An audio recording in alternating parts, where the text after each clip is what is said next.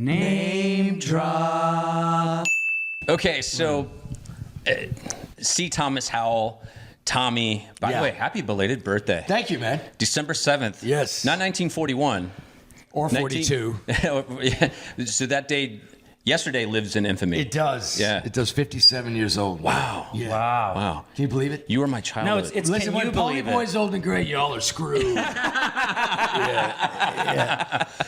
Okay, speaking of Pony Boy, and I was telling Chris this before you came in, and I was going to tell you, I wanted to make sure we were on camera. I couldn't sleep last night. I don't know if it's because you were coming here to do the show. Let's hope not. But our first name drop was obviously C. Thomas Howell. Everyone calls you Tommy. Yeah. Yes.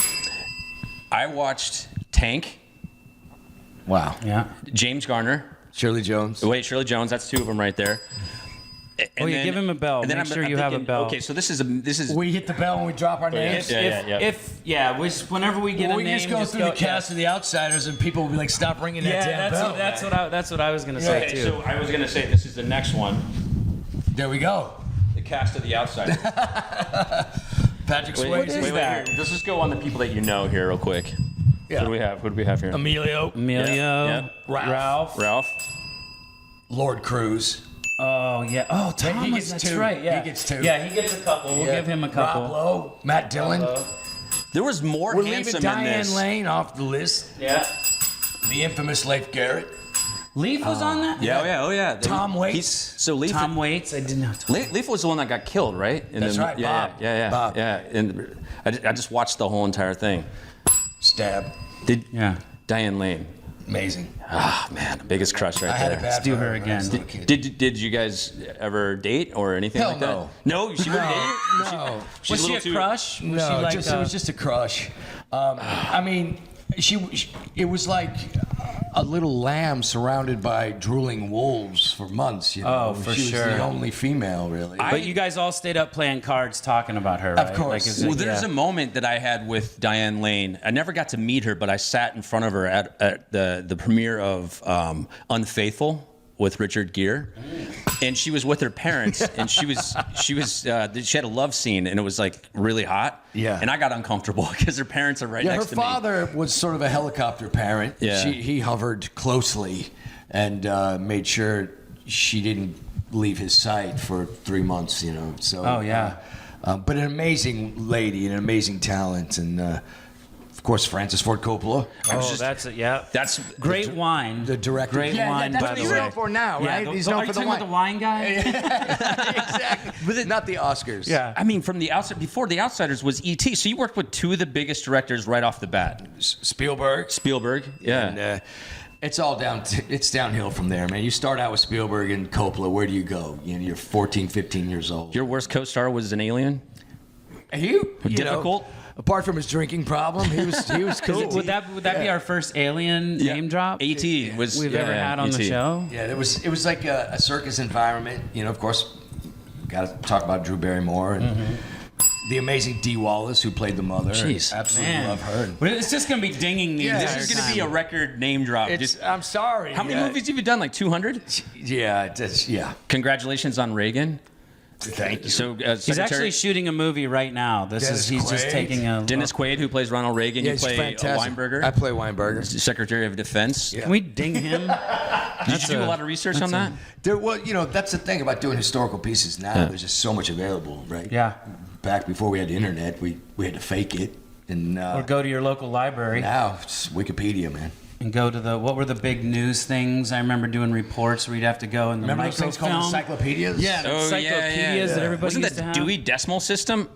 My son's 22. There's no way he knows what that is. It would be Yeah. fun to be an encyclopedia salesman now. Just roll up somebody. Hey, we have a bunch of books that have everything you books ever and your wanted to food know. stamps? Yeah. Yeah.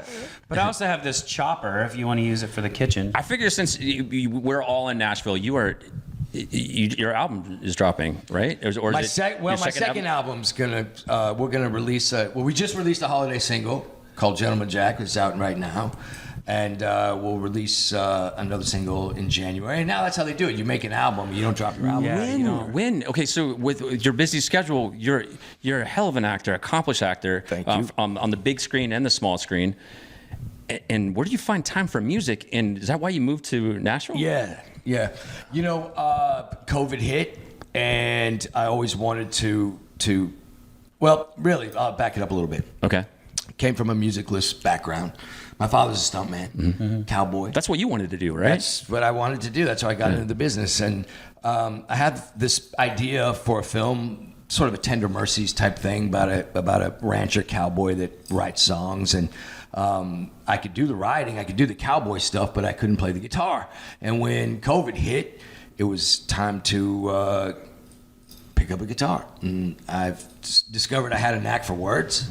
You know, I spent my life in the 2-hour storytelling format, and the 2-minute storytelling format was just pretty seamless. And started writing songs and hanging out with the right people. And 2.5 years later, I live in Nashville, have my own band, releasing my second Man, you got your own album, merch in your and album. Wait, what is- First lesson in Nashville. It's a guitar. It's a guitar. It's a guitar. It's a guitar. When you played the guitar. Yeah.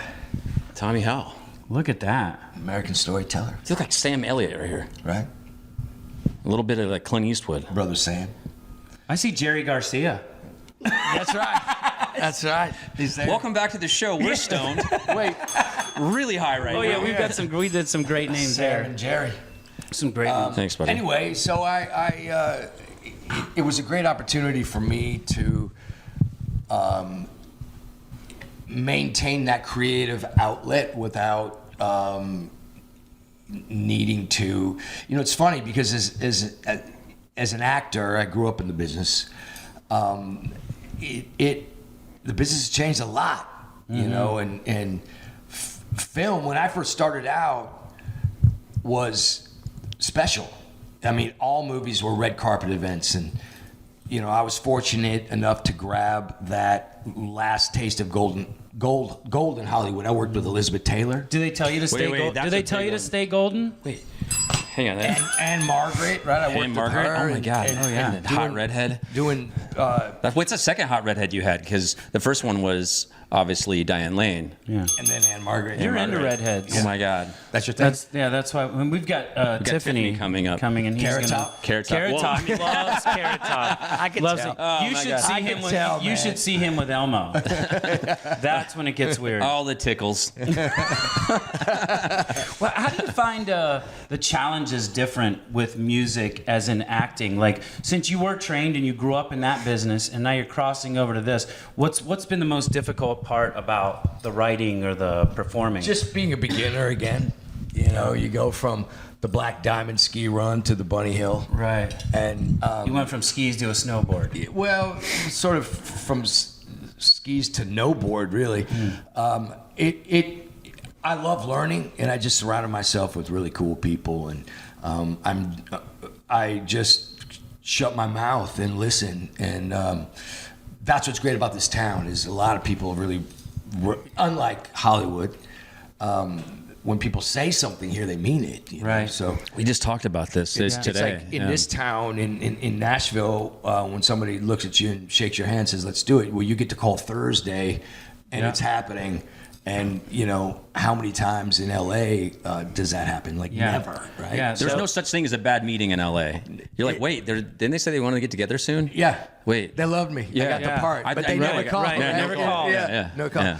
And I really appreciated that here. I come from a background of, you know, my father taught me, you know, look them in the eye when you shake their hand, and you don't need a contract, you know. And I grew up being on time, prepared, and the last one to leave. And that tends to happen a lot here in Nashville. And also, it's funny because a lot of singers want to be actors, and a lot of actors want to be singers. And having grown up in the business and with the resume that I've got, doors open here for me that have been incredible. So I've been blessed. You could even throw art in there too, because a lot of artists, a lot of musicians paint. A lot of actors will actors paint. sculpt or paint. Yeah. Or Sylvester I think it's Stallone? just because you're using that side of your brain and you want to, you know, this is what I see, this is what I think. Sure. So, you know, getting to do this, who have you gotten to work with That's what I was- here in Nashville that you've really been impressed with or Well, I'll really tell helped you along? we've only been doing it for 2 years, but we opened up for Leonard Skinner, Oh, wow. which was epic. I opened up for Tanya Tucker. Okay, that's a big one. Okay. Larry Gatlin, I've opened for him. Wait, have you been? Did you ever do anything at the Grand Ole Opry since you've been here? Not yet, but we're planning on it. I think we'll be there this That's a big one. next year. Yeah. The Ryman? Not yet. Not yet. Wait, what's the other one? Bluebird? Bluebird. Bluebird Cafe. That one I haven't been to either. We're getting you in. Yeah. Yeah, but it's been just such a great ride, and a lot of people have been super cool about it. So Yeah. Well, how about writers? Have you done any co-writes, or is this all like Wyatt Durrett? Okay. He's like a Luke Combs guy, and one of my favorites, a guy named Dave Kennedy and Channing Wilson. Jesus. And, just really learning from those guys has been fantastic.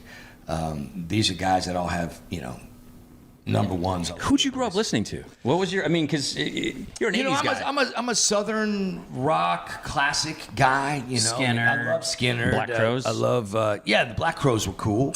The Allman Brothers and. Tom Petty. Oh yeah, Tom Petty was super cool. But for me, just the classic rock vibe. I'm 57, so anything like the Stones, the Doors, were just epic. So what made you pick country then? Like, why wouldn't? It was the most honest path for me. It would be like me trying to be a rapper. Right. I'm gonna be. I could see that. Vanilla Bean or something. But it's you see a lot of actors out there, and it's discouraging. They have not made it easier for me. Mm-hmm. And like I said, my father, professional bull rider, stuntman, cowboy. I was raised on ranches, and Let's just shout out Christopher Howell. I mean, that's a name drop right there. yeah, that's right. Yeah. So you find it more the culture kind of brought you into the country. I just felt like it was the most authentic to who I was, and it also, I'm a storyteller mostly. I'm not really going to win any awards for my singing, but my ability to tell a story is, I think, has value, and this platform, the country music platform, is what that's all about. Do you feel like the acting and the theater and things like that have really made it easier for you to be in front of an audience and know how to storytell? 100%. I was really. First of all, you have to understand. I didn't approach this like I was going to be doing this full time. It was baby steps.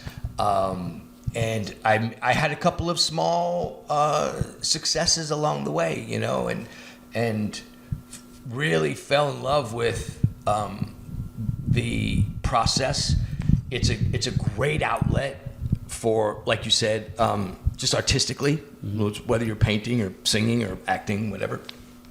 And it gave me, what I really loved about it the most is it gave me the opportunity to step away from Hollywood. Because Hollywood's a fickle bitch. Right. Oh, yeah. And she's like a fine woman. You can ask her out every single day and she'll hate you. But the second you stop and walk away, she wants to know where you're going. Mm-hmm. And it for me, coming here and focusing on my music gave me the opportunity to just play the roles that I want to play. Like, for example, I have a new show out right now on Netflix called Obliterated. Mm-hmm. Oh, yeah. Number one right now. Number one right Congratulations. now. Thank you. And it's, being here and gives me the opportunity to be more choosy. When you're in Los Angeles and you're not working, it makes you insane because all your friends are working and you're driving by studio after studio and seeing movie truck after movie truck go by. But here, when I'm not working, I'm playing the guitar or I'm, hanging out with friends writing songs. And so the adjustment was pretty easy. It was necessary. Yeah. It was necessary. And having grown up in the business, I needed to find something new for myself to keep that, so I don't be, there's a lot of actors my age that grew up in the business that are jaded and miserable, and I didn't want that to happen to me. I love to work and I love being on a set and I love that exchange with other artists and traveling and meeting new people. And it gets, when you start taking roles that you don't want to be doing, it breaks you and it makes people become, they get sour, And I think it's important to not allow that to happen in order to stay true to the work. What about your friends? Even we just named like a whole bunch of them that I know you keep in contact with. You ever talk to Amelia about what you're doing? I talked to Charlie. Charlie? You're good friends with Charlie. Quite a bit. Well, Yeah. we did Red Dawn together. We're talking about Charlie Sheen. Yeah, Charlie Sheen. So Charlie Sheen, we did Red Dawn together, and Red Dawn, one of the greatest. Swayze. Yeah, I did 3 pictures of Patrick. Yeah. Rest in Top peace. Rest in top peace. 10 movies, I think, in my opinion, You of all even time said it, was Red Dawn. the original, not the Right. You know what I The loved about that remake. movie? It was the fact that you guys raided an entire like You're deli. the store. Because when I was a Yeah. kid, I was like, how great would that be? You get all this ammo and Even food. that was one of the best scenes for us as well. We loved it. It was like we raided the prop truck every day. Because it was like craft service. Yeah, everything. Oh, Did you guys man. know at the time, like, I mean, it was a bigger budget movie. Wolverines? But did you know at the time, like, because I imagine, I talked about this with somebody, how strange it is to know movies compared to reality. You're like, man, I remember shooting this movie and we were just kidding around or we were just doing this. Was there ever like moments where you guys were sitting there not understanding that this was going to be the movie it was? You were just having fun with each other. Well, a couple things. First of all, directed by John Milius. Oh, that's big. Conan the Barbarian. He's an amazing writer. He wrote portions of Jaws and something. He's a larger than life character, and so we knew we were into something special. We didn't at the time know that it was going to be the first PG-13 movie in the history of films. Oh, right. Wow, that's right. Because Right. I remember seeing Revenge of the Nerds after that and seeing boobies. And I was like, that was PG-13. And so there was definitely. I mean, look, we all grew up playing, cowboys and Indians or army and throwing rocks at each other, and That wasn't... for us, we were breaking down AK-47s with a stopwatch and on our free time. So Was that filmed in Colorado? we actually filmed it in New Mexico. New Mexico. Yeah, Okay. up in. But it was supposed to be Colorado, right? Yeah, Calumet, Colorado. Okay.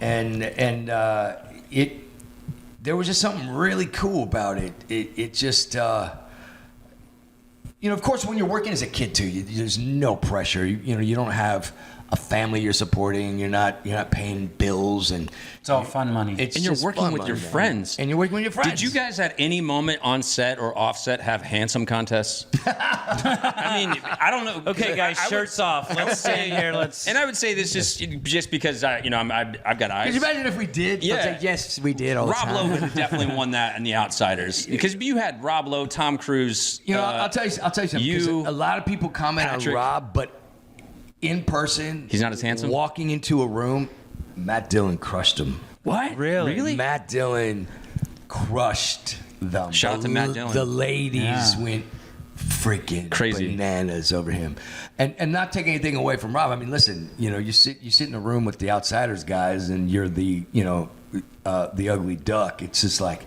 I mean, even Ralph had that little puppy qualities. Ralph Still Macchio. does. That Still people, the Johnny. girls love him, and that's the thing about the Outsiders. It's like. There was a character for everybody in that piece, whether you're like a Dallas or a Ponyboy girl. I felt like that was like a precursor to like Billy the Kid with Emilio Estevez because he played that same. I mean, Young obnoxious. Guns? Yeah, Young Guns. Yeah, because it was. I never saw Young Guns. You never seen that? Oh my God. Did you ever get upset with like Rob and all those guys that were members of the Brat Pack? Because you were kind of I was a little you were younger. there. I was a little younger. Yeah. So I did have a couple of experiences. I'll tell you what I got upset by. I went in and met Chris Kane, who directed Young Guns, and he told my reps that he didn't think that I could be a cowboy, and I was the only one that was a cowboy. Have you right? seen his face? So that pissed me off a little bit. And then, they're hiring Kiefer and Charlie and Lou Diamond, and all friends. But so I suffered a little bit from that. I remember going up for to see John Badham for he directed St. Elmo's Fire, and the note came back. Demi. He was too young.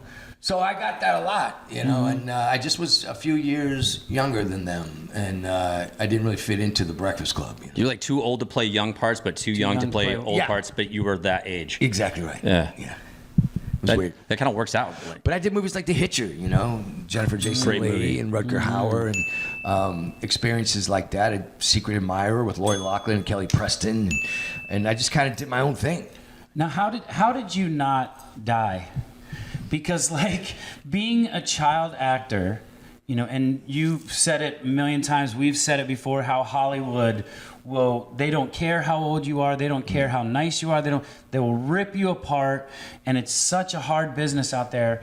You hear all these horror stories, like very few child actors go through the Alyssa Milanos. You know, I got to tell you. Was it your dad? I was just going to say it's because of my father. My father, you know, my father's old school, a man's man. So nobody effed with me. Mm-hmm. You know, I don't have any of those like horrifying childhood moments where I was, you know. Was it like Once Upon a Time in Hollywood, the Brad Pitt character, your dad? Yeah. Yeah, okay. Yeah, you know, Okay. and when that guy's hanging around the set, nobody's trying to molest you or give you drugs Right. or anything like that. You know, I definitely had a good time in the 80s, but I never really fell... I was never a prisoner of any substance. Yeah, that's... You know? I smoked weed and Shout out weed. Shout out weed. Shout out my drug dealer. Drug dealer. Is it considered a drug dealer if it's just weed? Just weed. It was. Yeah. But, you know, like for me, My Delta 9 dealer. What's up? Yeah. Hard drugs just wasn't my thing. Alcohol wasn't my thing. Largely due to my father. You know, he and I were very close, and I loved working, and I actually loved the process of the work. That was my drug. You know, I really love to be on a set, and I love carving out a character, and drugs got in the way of that. How do you go about doing that? Like, what's your, because again, you nailed it. Musicians want to be actors. I've tried doing movies. I've sent tapes, and I have no idea how to do it. We're both actors. We both did. Sabrina the Teenage Witch. Yeah, we were both. Well, we're actually. We got a new Odd Couple coming out. Melissa Joan Hart. No, but I probably will win like, awards. what's the what's your technique? Do you, when you're playing a role, do you, like, was it Jim Carrey that when he plays a role, he's that person? Yeah. Method acting. And method acting, and you want to be that person, or is it just easy for you to? I gotta tell you, it's for you young actors out there. A lot of people say things like, you know, how do you do it? The first thing y'all want to know is, how do you learn your lines? Well, you don't even start there. For me, it's really about tone and intention and behavior. So if you're clear on the tone, right? What are we doing here?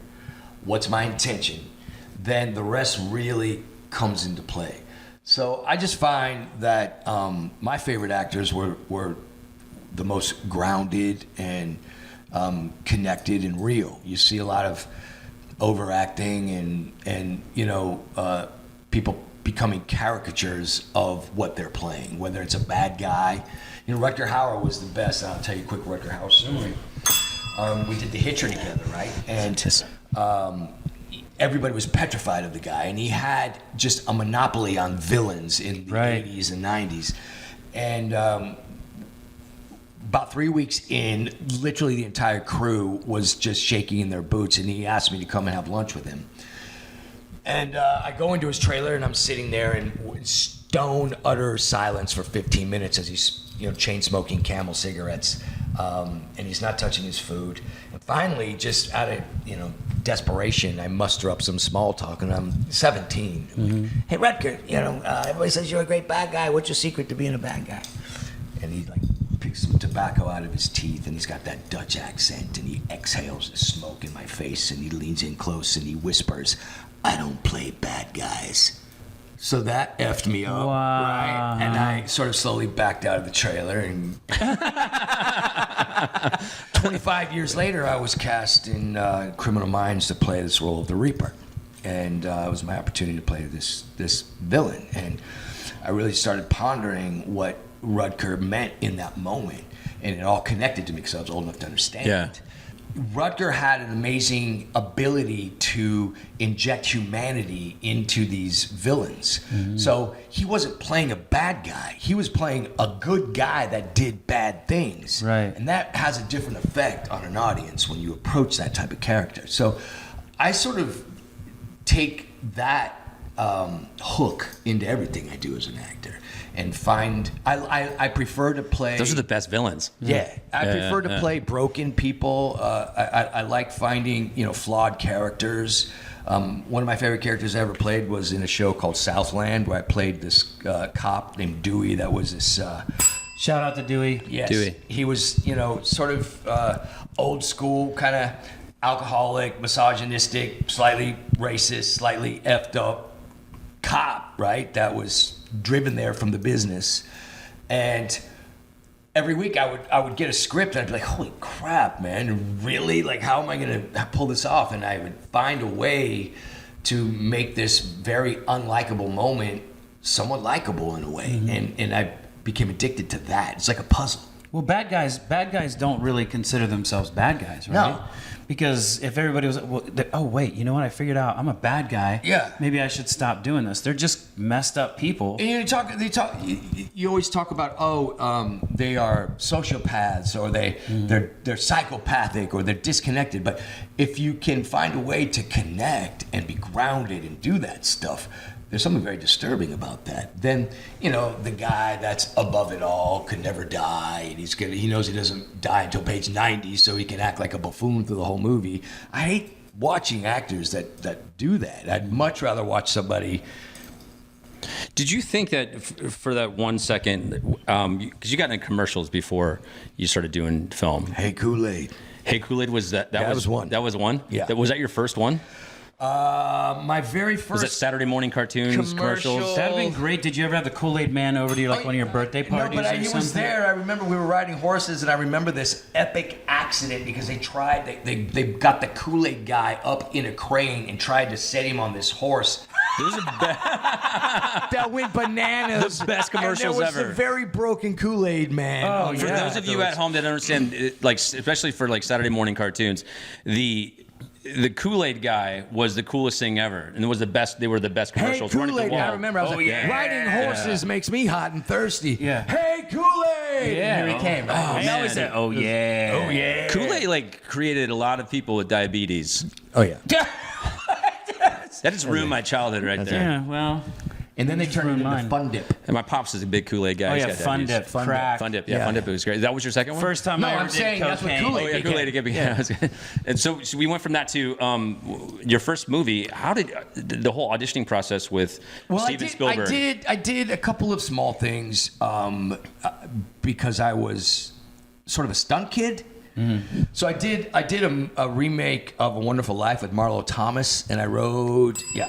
Merry Christmas, everybody. I was about 8 years old, and I played her younger brother, the kid that fell through the ice and became deaf. Mm-hmm. And I did that because I could do the gag. I was doing the stunt, not because I was a great actor. And I met Spielberg. My father picked me up in high school, and often he would come and pick me up and say, you have a meeting today, and we're going into town. And I wouldn't really question what Pop was doing, and he said, you have to know how to smoke a cigarette. And he handed me a pack of Marlboros and some matches and said, non-filter? light this up, right? And he drives me down to Laird Studios, which is in Culver City. And we walk into this room, and there's like 7 dudes that all look like John Stamos with piping blue eyes and feathered black hair. And I'm looking at my dad going, there ain't no way, man. Let's get out of here. Your kid's not handsome. He said, just wait. They went in one at a time. I was the last one to go, and I walked in, and there everybody was. Kathleen Kennedy, Frank Marshall, Spielberg, Marcy Liroff, all the casting people, Mike Fenton, and a stool with lights like this. Oh, stool. And I'm sitting there, and he starts asking me questions, and he kind of dug the fact that my father was a stuntman, and they were more interested in the fact that I could ride the bike. He was like, can you ride a bike? I said, man, listen, I ride bulls. Did you see E.T.? He wasn't there. And so, growing up on a ranch, riding horses, riding bulls, like riding a bike was nothing for me. We had a pretty good conversation, and then... Did he make you cry? No, that was Henry Thomas. Yeah. And then he gets to the point where he says, how do you feel about smoking cigarettes? And so I pull out this rumpled pack of Marlboro. How old were you at the time? I was like 12, 13? 13. I stick a cigarette in my mouth and it does, a 90-degree turn, bent and broken, and I'm striking this match, and they're laughing their asses off, and they just said, "Fine, kid, you got the part." And I walked out. Wow. Yeah. That is insane. Like now he would be sued.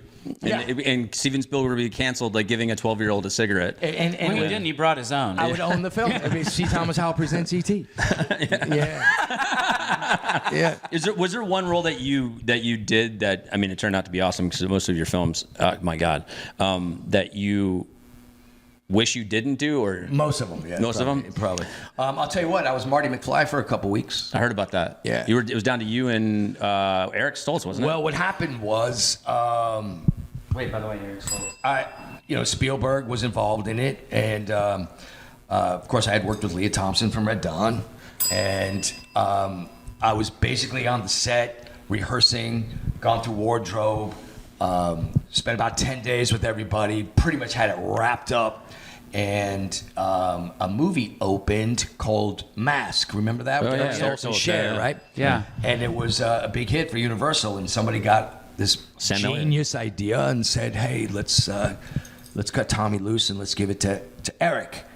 And they shot with Eric for 6 weeks. And this is the irony is pretty amazing. I'm in a pancake place in Hollywood called The Source. And this is about 6-7 weeks later, and in comes a friend of mine named Johnny Philbin and Eric Stoltz. And Eric looks like he's just been beaten up by Muhammad Ali. And they come and they sit down at my table, and I said, "Well, what's going on?"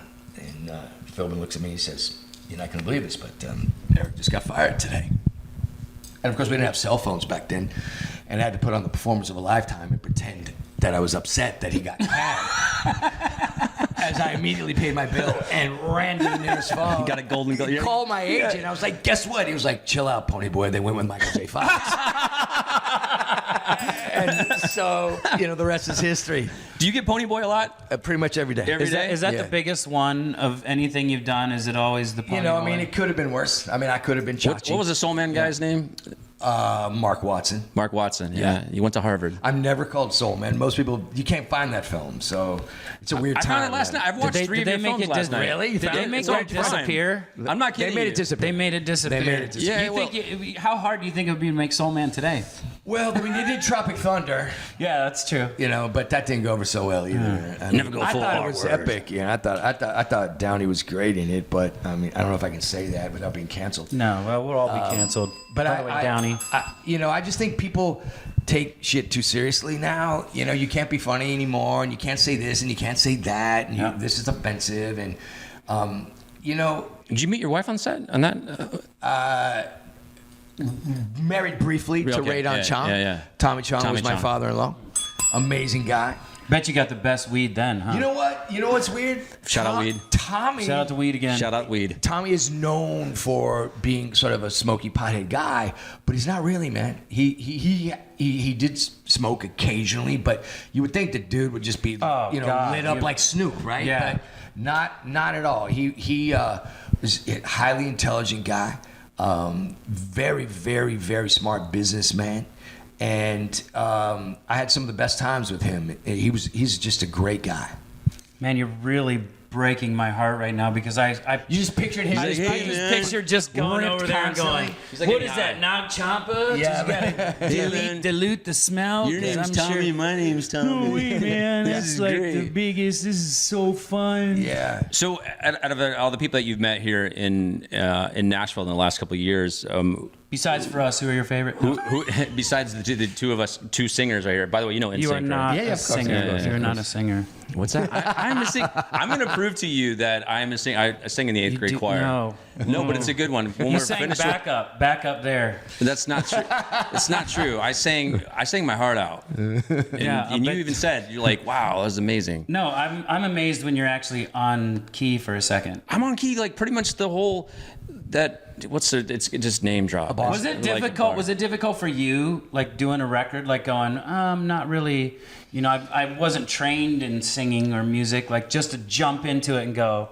I know one of the things that I love that you said was that you listen. Yeah. And in any business, acting, art of any kind, Just if shut you your can face. sit back and listen, Shut up, man. you'll always be okay. But how difficult? Because where people I'll always tell you like, the oh, beauty you of could it. sing.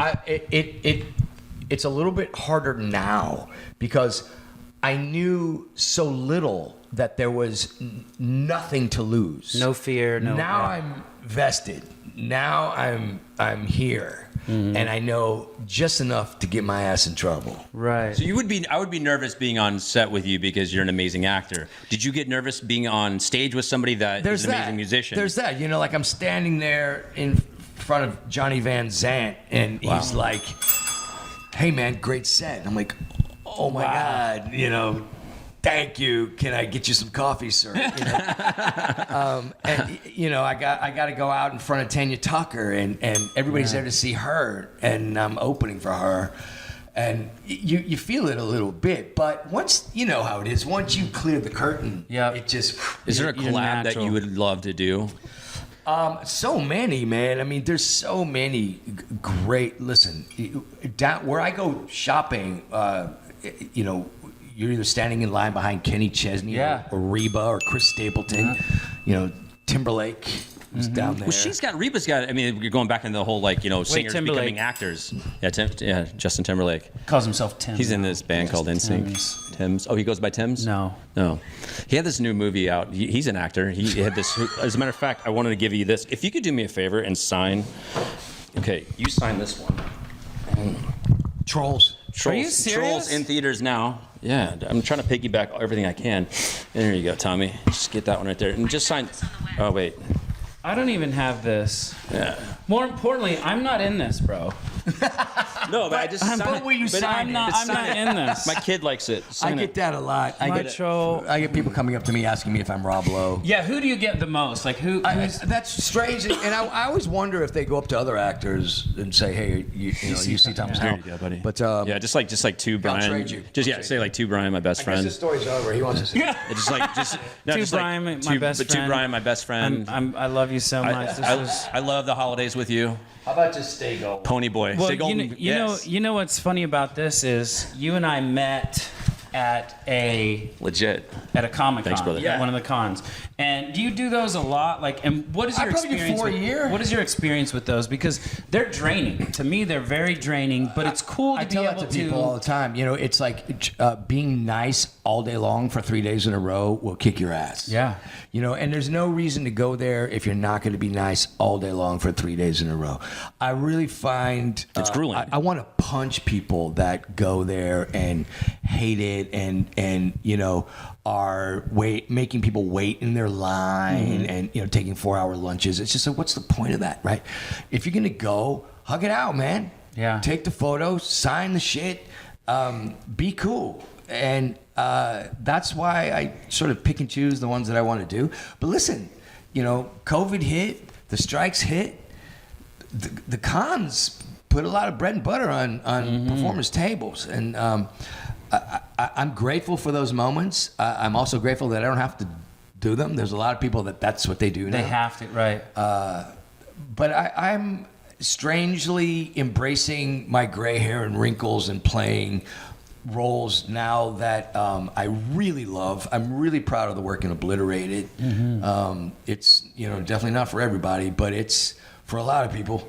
And to me, just feeling more comfortable with who I am as I grow and being able to share that with more and more people, whether it's through music or acting, is a gift, And I'm not bitter yet. I'm not jaded. I don't hate people. I'm not on the set wanting to be somewhere else. I'm not at Comic Cons wanting to be somewhere else. I'm present. I got this saying that I live by. It's 100% committed and 110% unattached, right? So I go for it and I walk away, and when it's over, it's over. Whether it's an audition, a film, a track that we're recording, whatever it is, I don't let it haunt me at home. A podcast. Yeah, well, I'll probably hold on to you Name guys drop, for a minute. yeah. Yeah. Well, I think you'd hit the nail on the head too, where it's like, you're at a place now where you do it because you love to do it. I'm sure there were times where you're like you were saying in LA and stuff with the gigs. God, I got to go to my next gig. I had some tough times, man. Now you get to make music. Listen, when you're on the set running from a Martian on the Sci-Fi Channel, you're not the What happiest Martian? dude. You know what I mean? When you see these When you movies, love whether sci-fi. it's called like Anna Crocodile or whatever yeah. these movies are that you see. I mean, these guys. Sharknado. Sharknado, you were in that? Sharknado 3. You were in 3. It's I don't think that these people are super happy doing it, but they're still in the business somehow. Well, in my defense, I don't think I even got paid for Sharknado 3. No. Really? I just Did wanted you get to be eaten in by- Shark. Yeah, of course. I Yeah. got Okay. eaten. Good. Would you I just ever- wanted to be in Sharknado 3. You have this look now. It's a genuine like Yeah. nice you told me rugged Jerry look. Garcia. You No, said, not Jerry Garcia. No, he the said picture it. does. No, I'm saying more like a Sam Elliott look. But would you ever do a Coors commercial? Oh Coors. hell yeah. Like Coors, because you got that. Your voice is raspy now, like at that grovel sound. He's got What a do pack of smokes He's like- already what in do you his do is like, vest, just in case. Coors. The other white meat. Coors. Right? The other way. No, I'm in, it's man. pork. It's pork. The other white meat. The No, other I white like meat. Coors better. Pork. The other white Coors. meat. But you got it down pat. Yeah. Do you have you done voiceovers then too? Many, Is that like- many, Yeah. Video games. Video games. Yeah. But I'm usually the villain. I played Reverse Flash and Captain Cold and things like that.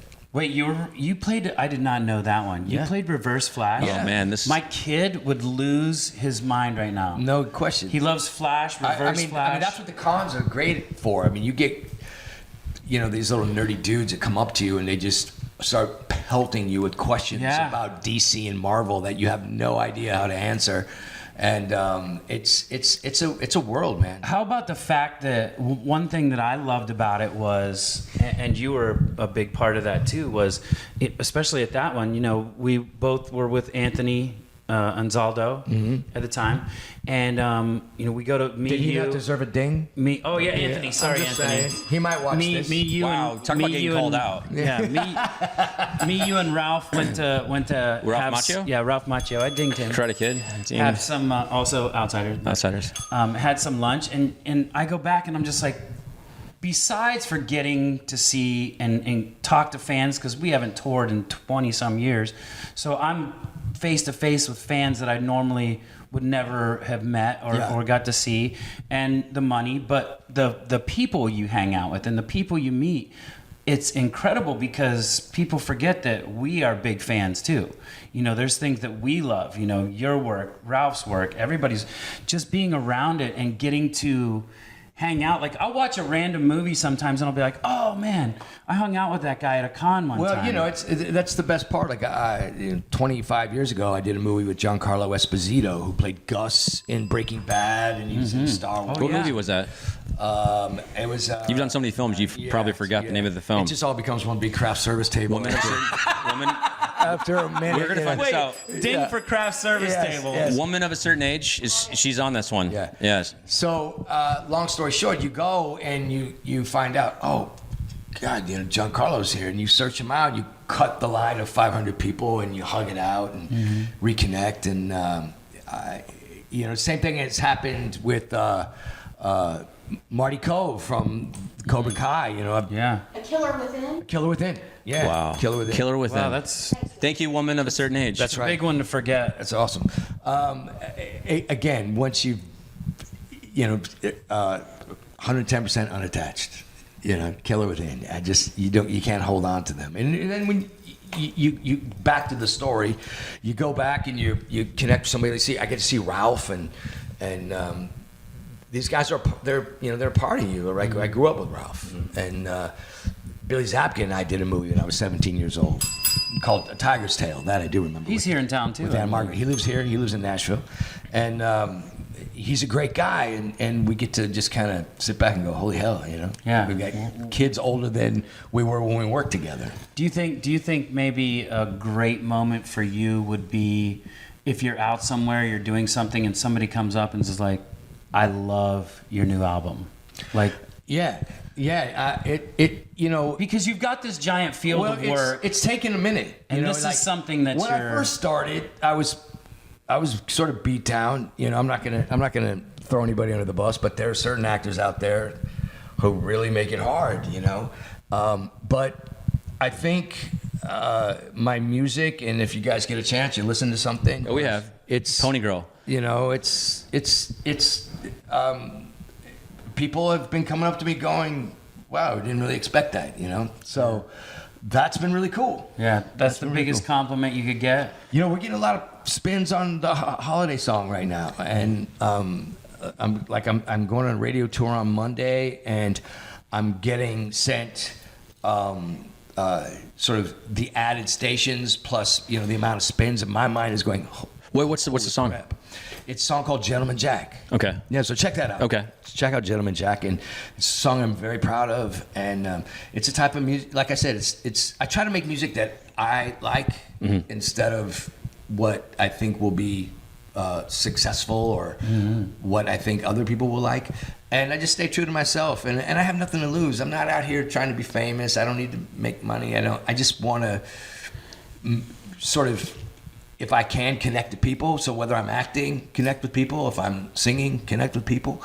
And that's why we're really here. And I think when artists lose that and they're all about themselves, I mean, even you guys should say, F that, right? Just with that statement alone, you fit in Nashville. You fit in. Well, that's why I'm here. It's not a struggle for me to be here. I wish I'd have moved here years ago. I wish I'd have got into music years ago, but I don't think I was ready. And one of the things that I love about performing the most is my ability to tell a story. And once I found out that I could incorporate that into my show, I think I became a better performer. When are you playing again? Well, we're gonna next week. I'm gonna start touring these radio stations. Shows, yeah, radio stations. But probably we got a couple things scheduled in March that I'm looking forward to, and I just kind of refaced the band. And that's another thing, right? It's like it's a constant turnstile.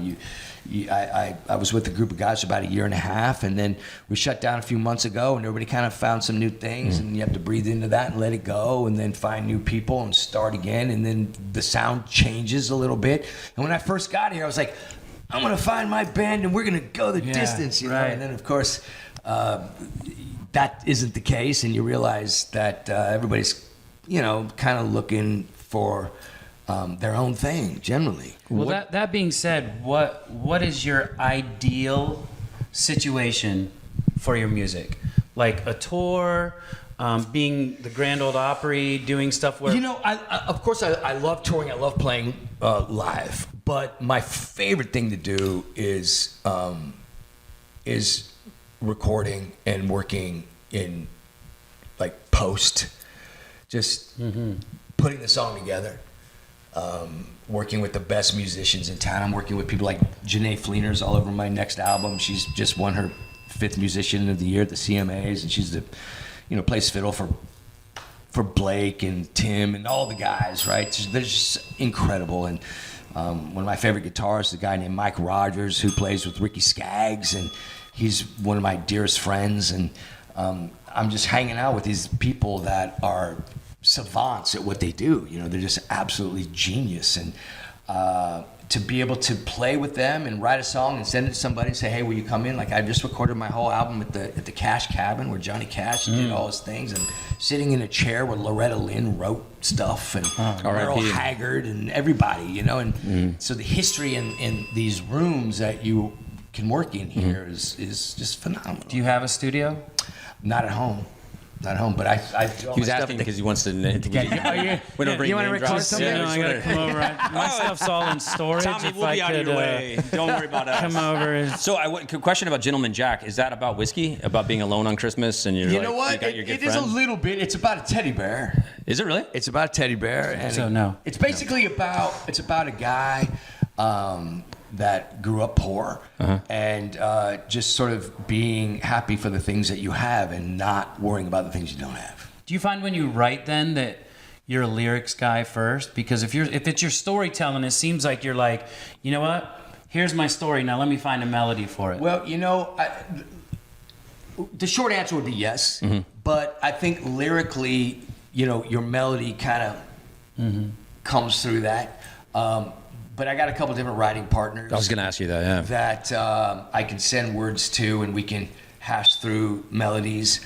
And some of them will send me a riff, and I'll be like, oh, and send them some words, and we find it that way.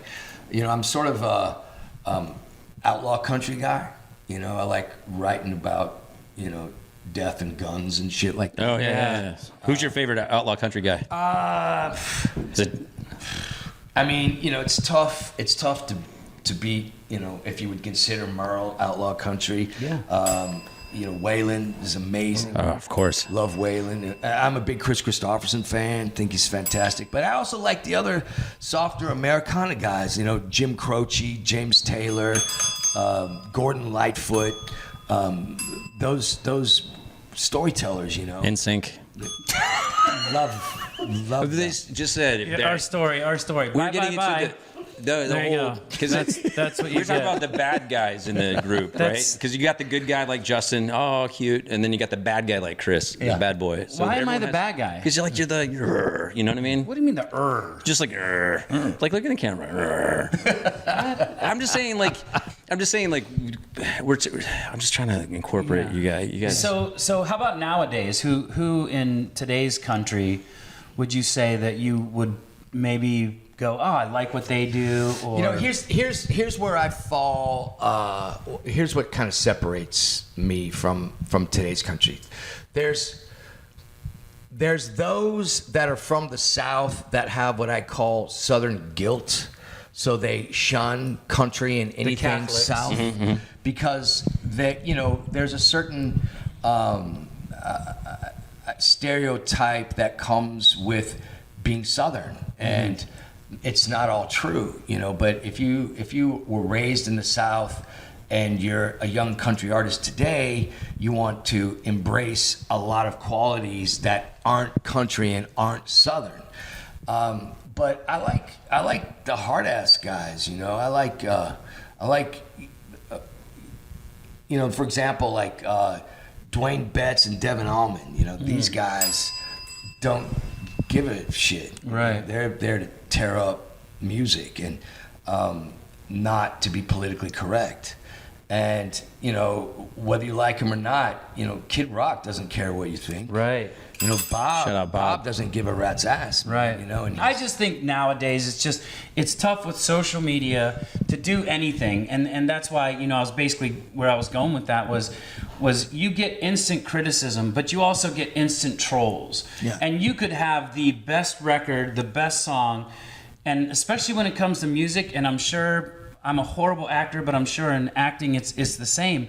When you do this is you. Like, you're basically putting something out that is you standing there to the world going, hey, this is me. And now instantly people control you and go, it sucks. Well, here's an example, horrible. right? So my current drummer, who's an amazing drummer, was Ted Nugent's drummer for 9 years. And this kid's 28 years old, and he shreds.